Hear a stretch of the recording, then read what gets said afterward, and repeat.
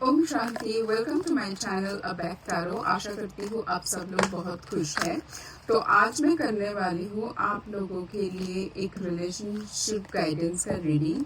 यहाँ पर हम ये चेक करेंगे कि आपके रिलेशनशिप में आप नेक्स्ट क्या आने वाले हैं। ठीक है, इस रिलेशनशिप में आप नेक्स्ट क्या मोड़ आने वाले हैं। ये मैरिड, अनमैरिड, सेपरेशन में है, लेस कांटेक्ट में है, नो कांटेक्ट में है, सबके लिए होगा। ठीक है, नेक्स्ट क्या आने वाले हैं आप लोगों की रिलेशनशिप में। और जैसे कि ये ग्रुप रीडिंग है तो ज़रूरी नहीं है कि हर पॉइंट हर किसी के सिचुएशन के साथ रेजोनेट करे। तो जितना आपके सिचुएशन के साथ रेजोनेट कर रहा है उसको एज ए गाइडेंस लीजिए और बाकी का पॉइंट्स बाकी लोगों के लिए छोड़ दीजिए। ठीक है,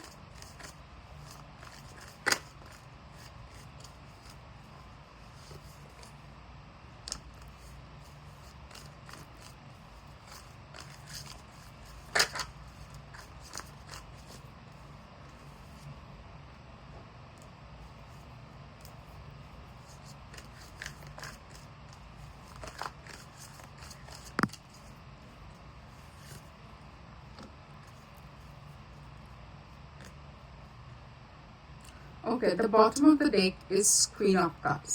ठीक है, देखिए मुझे ऐसा लग रहा है कि आप लोगों की इस रिलेशनशिप को लेके हो सकता है आपके अंदर या तो आपके पार्टनर के अंदर शायद बहुत ज़्यादा कंफ्यूजन थी कि ये रिलेशनशिप जा कहाँ रहा है, इस रिलेशनशिप को करना क्या चाहिए। ये जितने सारे कंफ्यूजन वाला सोच विचार था ना कि मतलब करे तो क्या करें। मैं ऐसा बोलूँगी कि इस टाइम पे इस रिलेशनशिप एक्चुअली एक इमोशनल फुलफिलमेंट की तरफ जा रहा है।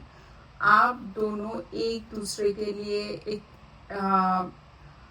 इमोशनली कनेक्टेड फील करोगे। शायद ये कनेक्शन काफ़ी टाइम से मिसिंग था आप लोगों की रिलेशनशिप में।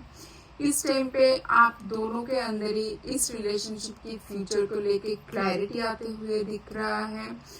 मुझे ऐसा लग रहा है कि इस टाइम पे आप लोगों का जो एक दूसरे के लिए जो भावनाएं हैं, अपने फ्यूचर के लेके जो प्लानिंग है उसको लेकर आप लोग बात करते हुए दिख रहा है। और जो भी डिफिकल्टीज इस टाइम पे लग रहा है कि आगे जाके ये प्रॉब्लम हो सकता है, उसको बहुत क्लियरली आप लोग मतलब आप दोनों ही बात कर रहे हो। क्योंकि आप दोनों एक दूसरे के लिए ना इमोशनली एक दूसरे को ऐसा बोलो कि आप एक दूसरे को परफेक्ट स्पाउस मटेरियल समझते हो। आपके पार्टनर भी आपको समझते हैं, आप भी अपने पार्टनर को समझते हो।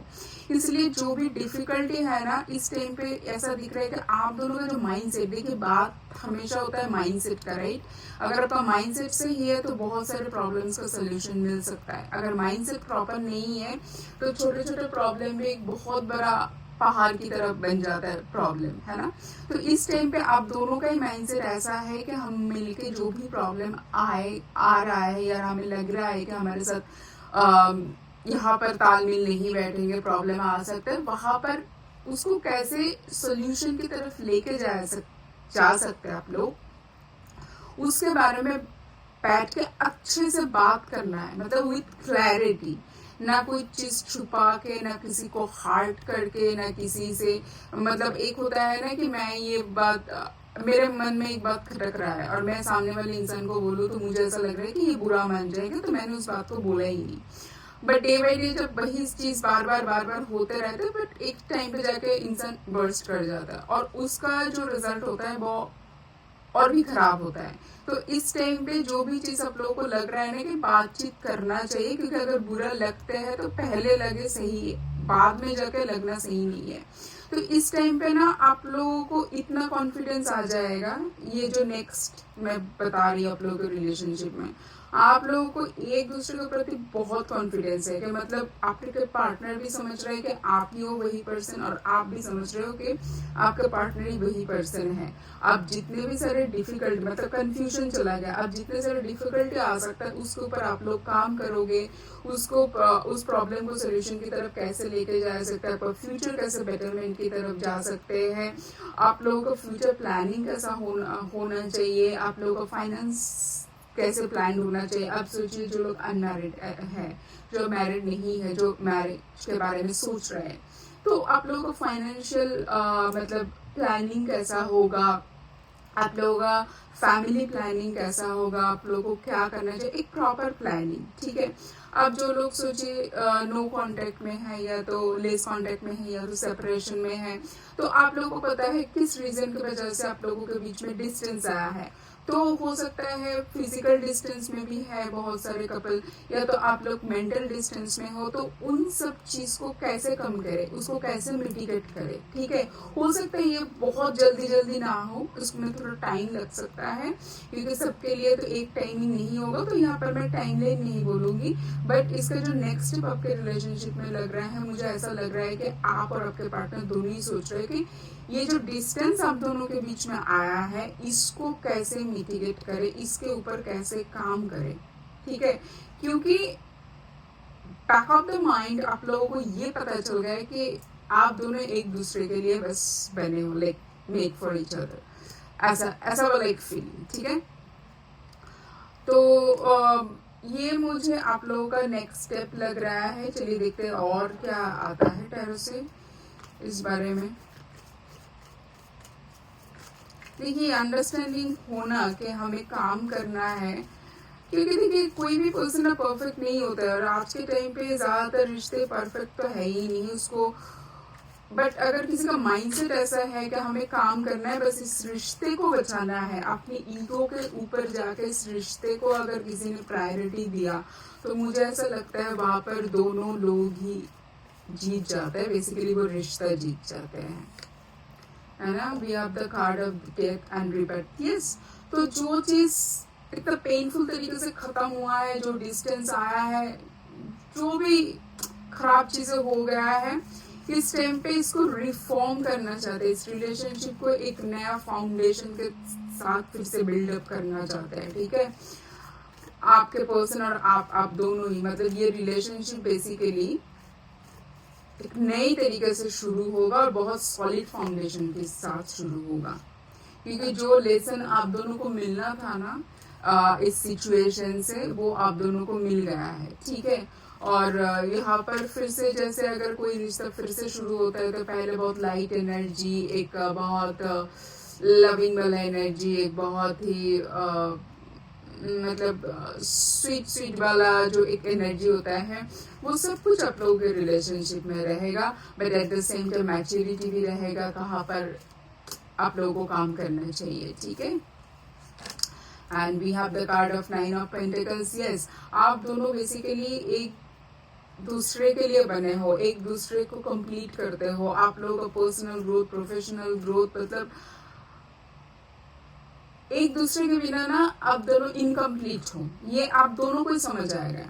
तो इसको कंप्लीशन की तरफ लेके जाना है इस रिलेशनशिप को। ठीक है। तो इसका नेक्स्ट स्टेप है आप दोनों मिलकर एज ए टीम इस रिलेशनशिप को फुलफिलमेंट, एक कंप्लीशन की तरफ लेके जाओगे। आपके रिलेशनशिप इस टाइम पे जहां पर भी है, आपका जो नियर फ्यूचर में आने वाला है, इसका जो नेक्स्ट स्टेप आने वाला है, शायद टाइम लगेगा, क्योंकि इतने वाला ट्रांसफॉर्मेशन चेंज होने में टाइम लगता है, बट वो जा रहा है एक बहुत ही पॉजिटिव शिफ्ट, एक न्यू एनर्जी के साथ, एक स्टेबिलिटी की तरफ जा रहा है, जहाँ पर आप दोनों एक साथ मिलकर इस रिलेशनशिप को एक सॉलिड फाउंडेशन के साथ बिल्डअप करोगे। ठीक है। चलिए देखते हैं और क्या मैसेज है आप लोगों के लिए।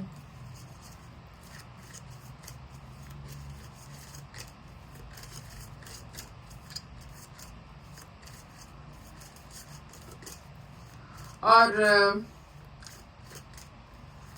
इस टाइम पे ना शायद आप दोनों को ही लग रहा होगा कि कोई ना कोई सोल कनेक्शन है आप दोनों के बीच ना, मतलब रिश्ते खत्म हो के भी खत्म नहीं होता है, फिर से आप लोग एक दूसरे को मना लेते हो। ठीक है। ऐसे भी बहुत सारे होंगे यहाँ पर मेरे व्यूअर्स। ये देखते हैं और क्या मैसेज है। Sorry, you deserve love. Yes, मैंने बताया ना आप दोनों ही अब काम करोगे इस रिश्ते के लेकर। अगर किसी ने किसी को टेकन फॉर ग्रांटेड ले लिया था कि बस मैं जैसा भी करूं इस रिश्ते की तरफ ध्यान भी ना दो, वो पर्सन रह जाएगा। आप भी हो सकता है, आपके पार्टनर भी हो सकता है, समझ जाएगा नहीं ऐसे नहीं चलेगा। इस रिलेशनशिप को बिल्डअप करना पड़ेगा, उसके लिए एफर्ट डालना है। ओके। अभी क्या बता रही थी बताओ? अभी मैं क्या बता रही थी कि आप में से बहुत सारे लोगों को लग रहा होगा ये सोल कनेक्शन है। आप दोनों का कनेक्शन बहुत ही स्ट्रॉन्ग कनेक्शन है। हो सकता है बहुत बार आर्ग्यूमेंट हुआ है, बहुत बार कन्फ्लिक्ट हुआ है, बट आप लोगों का कनेक्शन बहुत स्ट्रॉन्ग है। और कार्ड क्या आया है? True love. This is the romance of life time. और मैं बता रही हूँ खाली इसी लाइफ टाइम का नहीं है। It is safe for you to love, ठीक है। Open your heart to give and receive the highest energy of all.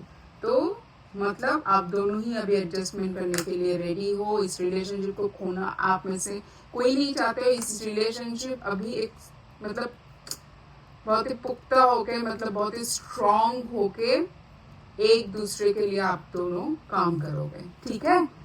तो ये रहा आज का रीडिंग। मुझे कमेंट सेक्शन में बताना कैसा लगा आज का रीडिंग, और इसमें ज़रूर लिखना लव, ठीक है। लव लिख के इस एनर्जी के साथ कनेक्ट हो जाना। और मिलेंगे नेक्स्ट रीडिंग पे, तब तक बहुत खुश रहना। ठीक है, बाय, ओम शांति।